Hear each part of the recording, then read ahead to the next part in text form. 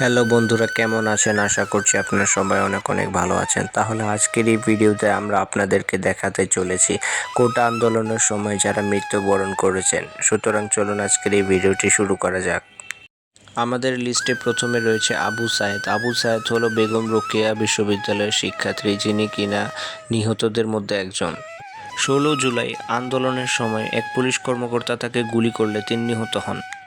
এরপর আমাদের লিস্টে রয়েছে মীর মাহফুজুর রহমান মুগ্ধ।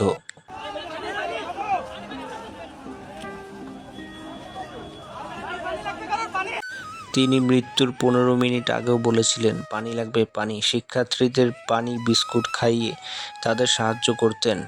তিনি একজন সফল ফ্রিল্যান্সার ছিলেন একজন সফল ফ্রিল্যান্সার। আউটসোর্সিং করে যে আয় হতো তা দিয়ে নিজের খরচ চালাতেন তিনি। স্বপ্ন ছিল উচ্চ শিক্ষা নিতে দেশের বাইরে যাবেন। সে প্রস্তুতিও নিচ্ছিলেন, কিন্তু হঠাৎই নেমে এলো অন্ধকার। স্বপ্নগুলো সব দুঃস্বপ্নে পরিণত হলো। আন্দোলন চলাকালে তিনি শিক্ষার্থীদের পানি ও বিস্কুট খাওয়াচ্ছিলেন, আর সে সময় মাথায় গুলিবিদ্ধ হয়ে মারা যান তিনি।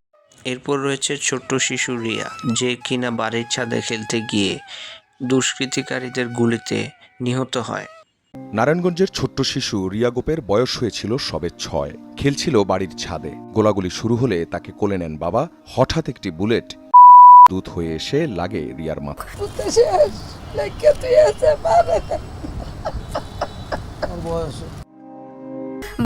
বাবার সাথে খামারে কাজ করতেন মোবারক। একদিন মিছিল দেখতে গিয়ে তিনি গুলিবিদ্ধ হন এবং নিহত হন। প্লেট আইব, ও ছেলেটা খেলাধুলা করতো, নেম প্লেট আইব, নেম প্লেট তো বোঝে না ওর মায়। নেম প্লেট আইলো, আমার ছেলের ডেথ সার্টিফিকেট আর মেডিকেলের সার্টিফিকেট আর আজিমপুর গুরুস্থানের সার্টিফিকেট সব আল্লাহ। এরপর আমাদের লিস্টে রয়েছে আহাত। এই ছোট্ট একটি শিশুর কী দোষ ছিল আমি তা জানি না, তবে পুলিশ ও আন্দোলনকারীদের মধ্যে যখন সংঘর্ষের সৃষ্টি হয় তখন এই ছোট্ট একটি শিশু ব্যালকনির দিকে তাকিয়েছিলেন। তখনই একটি গুলি তার ডান চোখে গুলিবিদ্ধ হয় এবং তা মাথায় আটকে যায়। বাবা সরাসরি তাকে দেখে হাসপাতালে নিয়ে যান। আমাকে বলতেছে যে আব্বু, তোমার বুকের ভিতরে আমার অনেক ভালো লাগে, আমার অনেক ভালো লাগে তোমার বুকের ভিতরে, তুমি আমাকে থেকে যেও না, তুমি আমার কাছে থাকো, তুমি আমাকে অফিসে নিয়ে যাবার সাথে করে।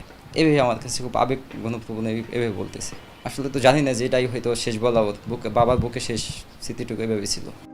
এরপর আমাদের লিস্টে রয়েছে ফারহান ফাইয়াস। তিনি যতটা সুন্দর ততটাই ট্যালেন্টেড ছিলেন।